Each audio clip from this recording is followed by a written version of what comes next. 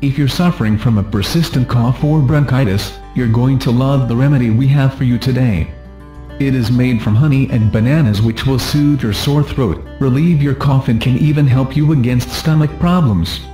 Here's how to prepare the remedy. Ingredients: 2 teaspoons of honey, 2 middle-sized bananas, ideally with dark spots, 400 grains of boiling water.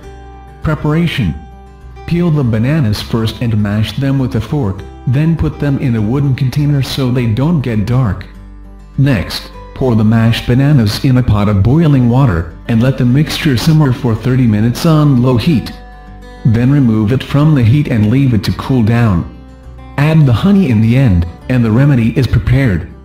Drink 100 milliliters of the mixture 4 times a day to relieve your cough and bronchitis, and resolve any respiratory and digestive problems you might be suffering from. Thanks for watching the video.